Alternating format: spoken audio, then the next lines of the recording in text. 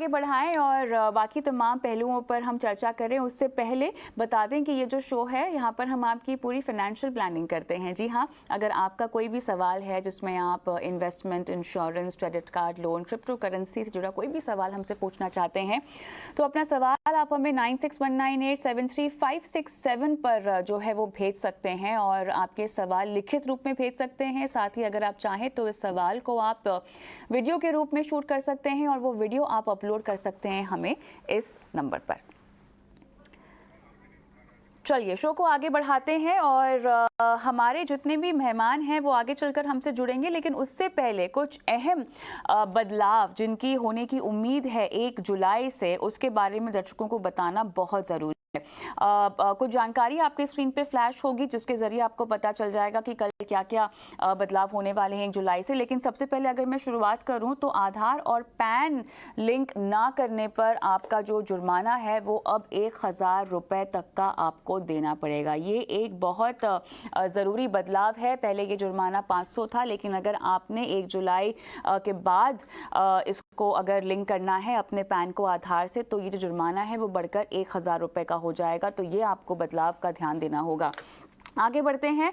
अगर आप तमाम तरह के लेबर कोड्स के बदलाव आने वाले हैं जिस पर हम आगे चलकर बात करेंगे हमारे मेहमानों के साथ, लेकिन एक बदलाव जिसको लेकर काफ़ी लोगों में हलचल थी वो था क्रिप्टो करेंसी पर TDS लगना। जी हाँ, 1% का TDS लग जाएगा और आपको बता दें कि अगर आप बेचें या ख़रीदें आपको 1% का TDS देना पड़ेगा और अगर आपको घाटा हो रहा है तो फिर आप जो है को आगे चलकर एडजस्ट कर पाएंगे। लेकिन हाँ, 1% का TDS आपको क्रिप्टो करेंसी पर 1 जुलाई से देना पड़ेगा। इसके लेन देन पर आपको देना पड़ेगा। एक और ज़रूरी खबर, अगर आप शेयर बाज़ार में ट्रेड करते हैं और अपने डीमैट अकाउंट को आपने अभी तक KYC के साथ नहीं लिंक किया हुआ है तो आप ट्रेडिंग नहीं कर पाएंगे, यानी आप शेयरों की खरीद बिक्री नहीं कर पाएंगे।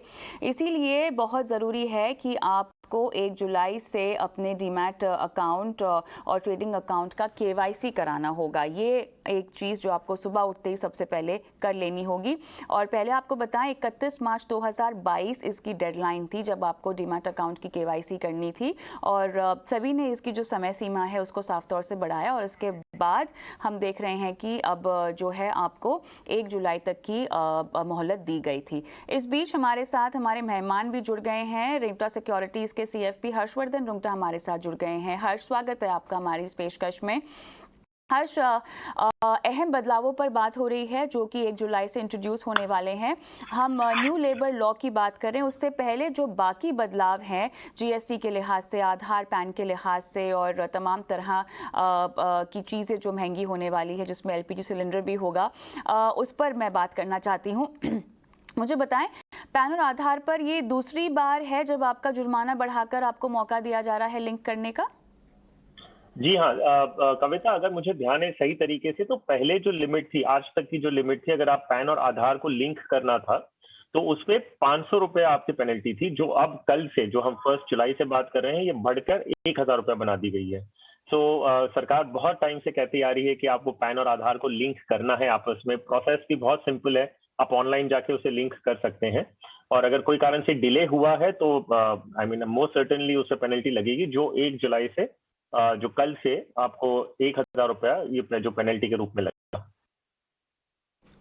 अब मैं आना चाहती हूँ क्रिप्टो करेंसी पर, क्योंकि इसको लेकर बहुत ज़्यादा इंटरेस्ट है, क्योंकि ये TDS कैसे लगेगा, लेन देन पर कैसे लगेगा, आगे चलकर आप इसको कैसे एडजस्ट कर सकते हैं। मेरे ख्याल से ये एक जानकारी है जिसको लेकर तमाम लोगों में दिलचस्पी होगी। समझाएं, 1% TDS क्रिप्टो करेंसी के लेन देन पर 1 जुलाई से। हर्ष जी हाँ, कविता, फ्रैंकली स्पीकिंग क्रिप्टो करेंसीज पे मेरी राय हमेशा से, जो हम अगर बहुत पहले भी बात करें, जो बहुत पॉपुलर था ये प्रोडक्ट और लोग बहुत इसमें इन्वेस्टमेंट करने की देख रहे थे, बिटकॉइन की वैल्यूज बढ़ रही थी, तब भी हमने ये कहा था कि क्रिप्टो करेंसीज एक ऐसी जो प्रोडक्ट है वो कुछ मुझे पर्सनल लेवल पे बिल्कुल समझ में नहीं आती, उसकी क्या क्या अंडरलाइंग वैल्यूएशन मैट्रिक्स है, कुछ भी समझ में नहीं आ रहा है। बट नेवरदलेस, जो आपका सवाल है वो बहुत क्लियर है कि भाई आगे जाते हुए सरकार का क्या नियम लागू हो रहे हैं। बहुत सिंपल सी बात है, आप जितनी भी ट्रांजैक्शन करेंगे उस पे आपका 1% TDS कटेगा। ये ऐसा है कि अगर आप प्लेटफॉर्म पे ट्रांजैक्शन कर रहे हैं तो वो प्लेटफॉर्म पे बाइंग सेलिंग जो होती है उस पे प्लेटफॉर्म को रिस्पॉन्सिबिलिटी दी गई है कि वो 1% आपका टैक्स काट के जो ये सेटलमेंट करे। कारण 1% का सिर्फ इतना है कि रिपोर्टिंग कम से कम उसकी होगी कि आपका ट्रांजैक्शन हुआ है, टीडीएस कटता है, तो पैन नंबर के साथ में इनकम टैक्स डिपार्टमेंट को उसकी सूची दी जाती है। तो डिपार्टमेंट के पास ट्रांजैक्शन के सारे डिटेल्स आ जाएंगे। तो 1% लगाने का वो कारण है। अब इसका इन्वेस्टर्स पे कितना बड़ा असर होगा, आई डोंट नो अगर मुझे उन्हें इन्वेस्टर्स कहना भी चाहिए कि नहीं, बट एनीवेज जो भी इसमें ट्रांजैक्शंस करते हैं वो ये है कि आपने मान लीजिए 1 लाख रुपए का कोई भी ट्रांजैक्शन किया तो आपका 1,000 रुपए कट जाएगा। आपका प्रॉफिट हो रहा है, नुकसान हो रहा है, उससे कोई लेना देना है नहीं। जो सेकंड बहुत बड़ा इम्पैक्ट है वो ये, उसमें आपका अगर लॉस होता है तो वो लॉस है वो आप अपने प्रॉफिट के सामने एडजस्ट नहीं कर सकते। तो मान लीजिए आपका एक ट्रांजैक्शन होता है जिसमें आपको प्रॉफिट हो रही है और एक ट्रांजैक्शन है जिसमें आपको लॉस हो रहा है, तो जो प्रॉफिट है उस पे आपको पूरा टैक्स भरना होगा। जो 30% का टैक्स लगा दिया उस पे वो आपको वो प्रॉफिट पे पूरा भरना है, और जहां लॉस हो रहा है वो आप एडजस्ट नहीं कर सकते।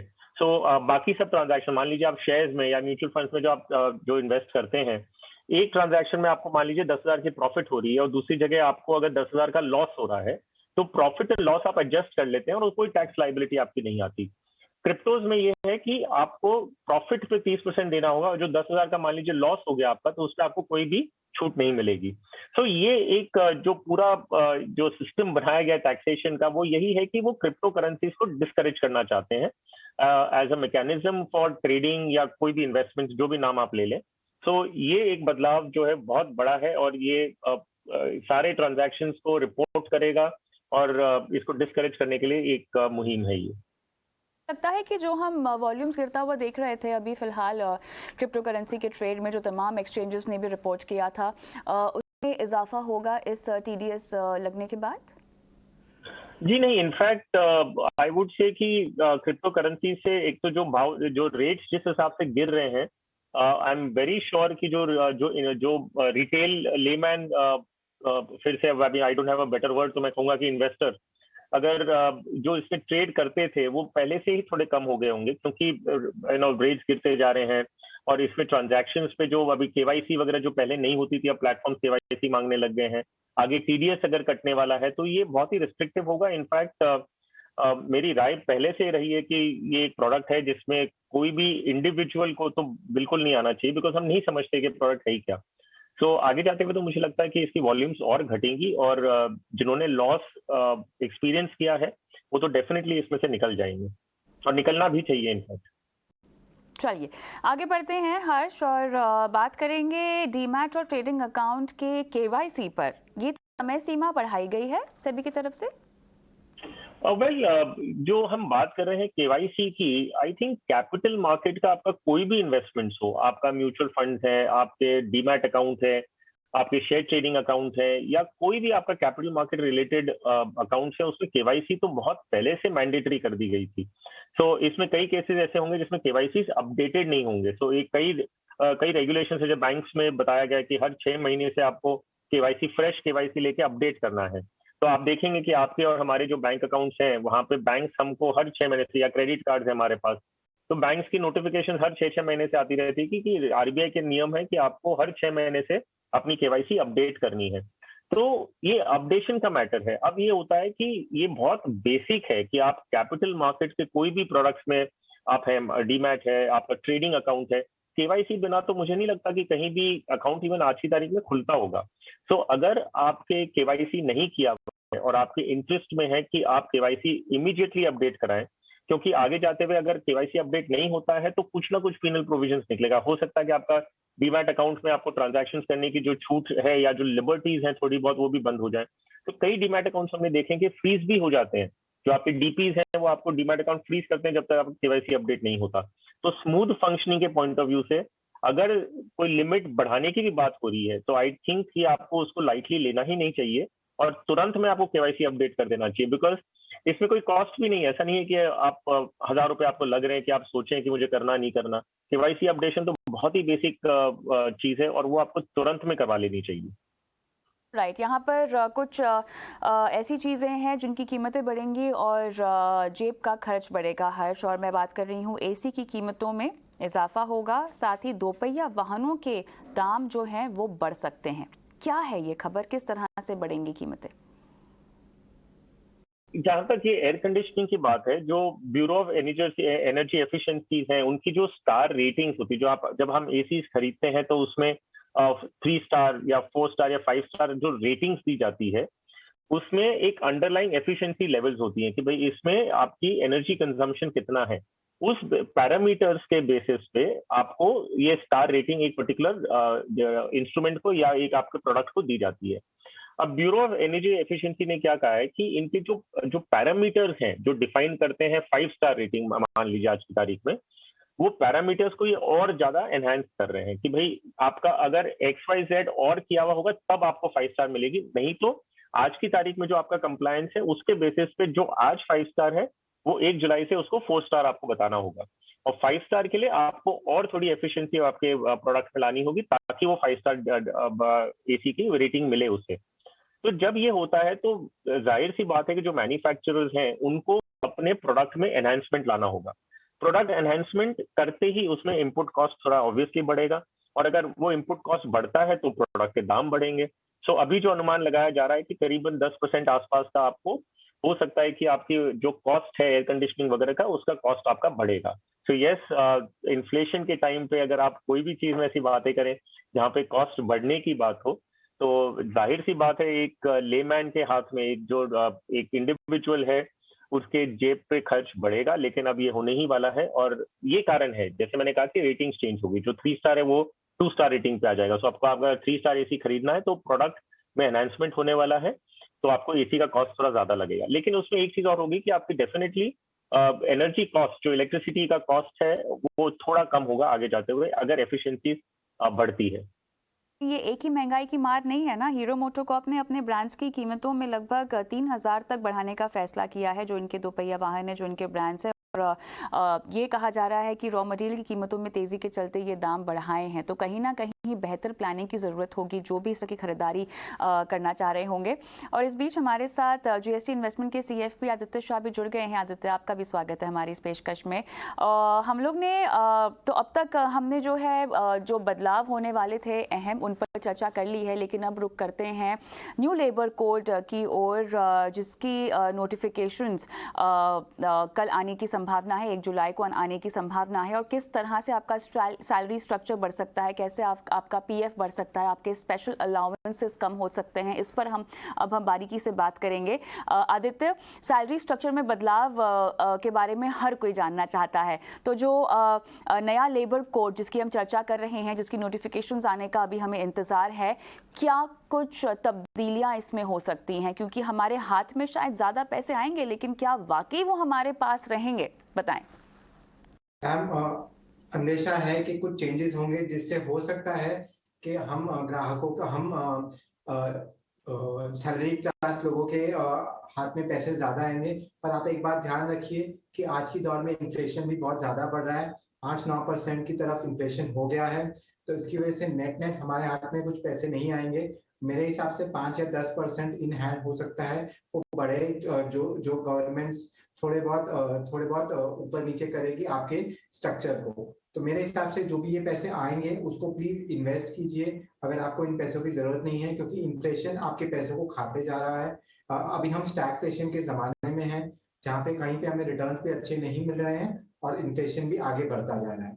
तो मेरे हिसाब से 5 या 10% की अनुमान हो सकता है कि 5 या 10% इन हैंड बढ़े, बट उस पैसे को प्लीज इन्वेस्ट कीजिए। और ये थोड़ा मुश्किल सा दौर रहेगा अगले 6 से 12 महीने तक। उसके बाद जब इन्फ्लेशन कंट्रोल में आएगा तो चीजें आसान होंगी। तो प्लीज अपने पैसे को इन्वेस्ट कीजिए आराम से, और जो भी गवर्नमेंट आपको फायदा देगी उसको इक्विटी में या फिर डेट में, जैसे भी आपका एसेट एलोकेशन है उसके हिसाब से इन्वेस्ट करके आगे बढ़िए। यहाँ पे आपका PF कंट्रीब्यूशन भी बढ़ जाएगा, तो अल्टीमेटली आपको जो बढ़े हुए पैसे हैं वो आपके हाथ में आएंगे या नहीं आएंगे, इस पे हम आगे चर्चा करेंगे। लेकिन हर्ष, इसके अलावा और भी बहुत सारी अहम चीज़ें हैं जो कि खुश करने वाली हैं, जैसे कि अब आपका जो वर्किंग है हफ्ते में वो 4 दिन का हो जाएगा, यानी 3 दिन की आपको छुट्टी मिल सकती है और आप पूरे हफ्ते में 48 घंटे जो है वो काम कर सकते हैं। उसमें भी आपको नॉन स्टॉप 5 घंटे काम नहीं करने देना है किसी भी एम्प्लॉयर ने, और अगर ऐसा करते हैं तो आपको आधे घंटे की ब्रेक देना बहुत ज़रूरी है। तो ये तो बहुत ही बढ़िया बदलाव है हर्ष। देखिए कविता, इसका जितना मैं समझा हूँ इस बारे में, बाकी तो क्या पूरी नोटिफिकेशन जब आएगी उसका इम्प्लीमेंटेशन कैसे होगा वो देखने पे होगा, क्योंकि काफी बार ये प्रपोजल्स बहुत सारे आए हैं और ये बदलाव बहुत हुए हैं। सो फाइनल नोटिफिकेशन जब तक नहीं आता, आई थिंक हमें बहुत ज्यादा इस पे खुश या नाराज नहीं होना चाहिए फॉर द मोमेंट। लेकिन ये जो आप बता रहे हैं ना कि 3 दिन की आपको छुट्टी मिल सकती है, तो वो सिस्टम क्या है? आपको वीकली एक x amount number of hours काम करना है। अगर आप वो नंबर ऑफ आवर्स आप अगर 4 दिन में पूरा कर लेते हैं, सो पहले क्या था कि आपको पर डे के भी कैप था कि यार एक इंसान माना जाता है कि एक हद के बाद काम नहीं कर सकता। हम चाहें और हम चाहते हैं कि हम 16 घंटा काम कर लें, ये हमारे चाहने से नहीं होता। हमारा एक बॉडी का जो फंक्शनिंग है उसको ध्यान में रखते हुए एक नियम बनाए गए कि भाई आप 8 घंटे से ज्यादा काम नहीं करेंगे, इसके लिए, क्योंकि आपके शरीर के लिए हानिकारक है। तो ऐसे नियम बनते थे लेबर कोड्स में ये बताने के लिए कि कई व्हाइट कॉलर जॉब्स का छोड़ दीजिए, आई मीन आप ये देखिए, अगर ब्लू कॉलर कोई लेबर क्लास है तो उनको शायद एक्सप्लॉइटेशन भी हो सकता है। तो ये लेबर कोड्स बनते क्यों हैं? तो इस हिसाब से बनते हैं कि एक कानून, एक नियम के तहत में काम हो, ताकि एक जनरल वेल बीइंग का ध्यान रखा जाए। अब क्या लेबर कोड में बदलाव आ रहा है, वही कह रहा है कि अगर आप दिन का 12 घंटा काम करते हैं तो आपने जो वीकली आपको जितना काम करना था वो पूरा हो गया, वो आपका कोटा 4 दिन में पूरा हो गया। 48 घंटे का जो आपका था वो आपने 4 दिन में पूरा कर लिया। अगर आप किसी से 12 घंटा दिन का काम कराते हैं तो आपको 3 दिन हफ्ते में उन्हें छुट्टी देनी होगी, क्योंकि 48 घंटे का जो वीकली कोटा था वो पूरा हो चुका है। तो बॉडी को रेस्ट करने का एक मौका मिलता है। तो ये लेबर कोड प्रपोज कर रहा है। अब कविता, आप और मैं अपने आप से पूछते हैं कि ये जो आपको और हमें लागू नहीं होने वाला, जिस इंडस्ट्री से हम काम करते हैं, जिस हिसाब से हम काम करते हैं, हमें ये कानून, ये लेबर कोड के तहत में काम नहीं होगा। सो ये एप्लीकेबल किधर है? ये एप्लीकेबल वहां है जहां पे ये फैक्ट्री सिस्टम या लेबर को ज्यादा होता है, जहां एक फैक्ट्री के नियम बने थे कि कितने घंटे काम करेंगे। आपके लिए और मेरे लिए कविता ये कुछ खास अच्छी न्यूज नहीं है। मुझे नहीं लगता कि आप 3 दिन घर पे बैठेंगे, और ना ही मुझे लगता है कि अगर मैं 12 घंटे से ज्यादा अगर दिन में काम कर रहा हूँ तो मैं 3 दिन घर पे बैठूंगा। सो अनफॉर्चुनेटली आपके और मेरे लिए तो पक्का लागू नहीं होती। तो आप ज्यादा खुश हो कि 3 दिन आपको घर पे मिलेगी अगर आपने 12 घंटा दिन का दिया। नहीं, ये तो आपने बिल्कुल सही कहा है। लेकिन देखिए, यहाँ पे सैलरी स्ट्रक्चर में जो बदलाव की बात की जा रही है, उसमें बताएं हर्ष, क्या खुश करने वाली बात हो सकती है अगर इम्प्लीमेंट कर दी जाए तो? क्योंकि बेसिक सैलरी आपकी अब ग्रॉस की 50% से कम नहीं हो सकती है। तो जैसा कि आदित्य ने हमको समझाया कि 5 से 10% हो सकता है कि ज़्यादा आपके हाथ में पैसे आए, लेकिन मेरा पीएफ का अलाउंस भी तो बढ़ जाएगा ना उस चक्कर में। ये तमाम चीज़ें जो हमारी सैलरी में से कटती हैं, वो अब किस तरह से कटेंगी? मेरे अलाउंसेस का क्या होगा अगर कोई मिलते हैं तो?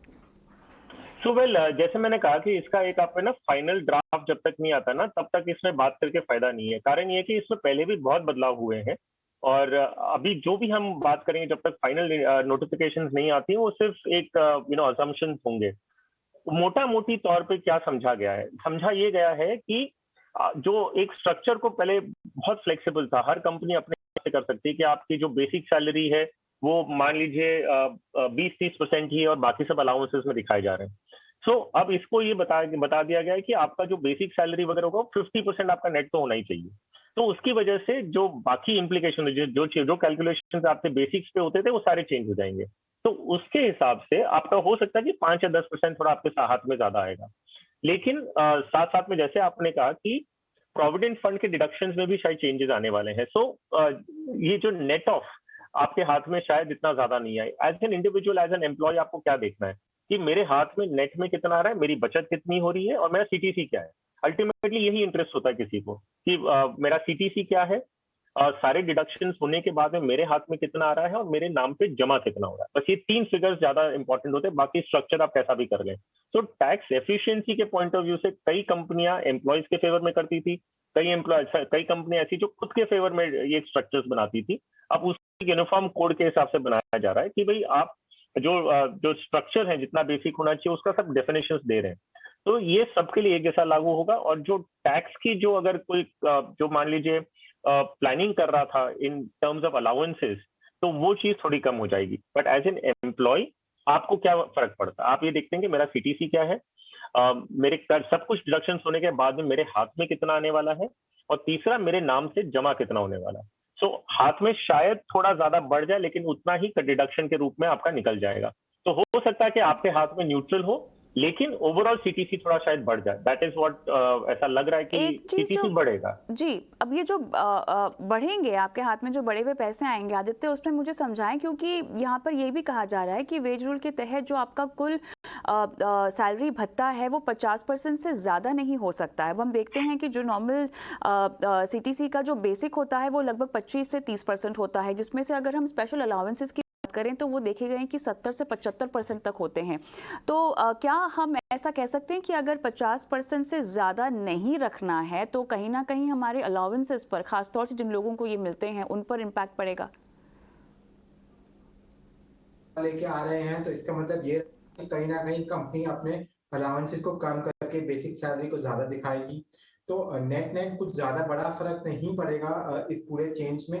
जैसे कि प्रीवियस स्पीकर ने भी कहा, हमें देखना पड़ेगा कि नोटिफिकेशन कैसे आता है, उसके हिसाब से पता चलेगा कि कितना फर्क पड़ेगा आपकी इन हैंड सैलरी के ऊपर। बट मेरे हिसाब से जितना मैंने पढ़ा है, 5 से 10% से ज्यादा का फर्क नहीं पड़ना चाहिए। और कंपनीज अपने अगर बेसिक सैलरी बढ़ाएगी तो अलाउंसेस में कहीं ना कहीं कटौती जरूर करे। ऑलराइट, चलिए इसके नोटिफिकेशन का इंतजार होगा, लेकिन मोटा मोटा हमने आपको बता दिया क्या क्या प्रपोजल्स यहाँ पर दिए गए हैं। इसी नोट पे हम रुकेंगे छोटे से ब्रेक के लिए। ब्रेक के उस पार हमारे दर्शक सत्यजीत साहू हमारे साथ फोन लाइन पर हैं, जो सवाल पूछेंगे आदित्य से। इनका सवाल हम लेंगे लेकिन इस ब्रेक के बाद।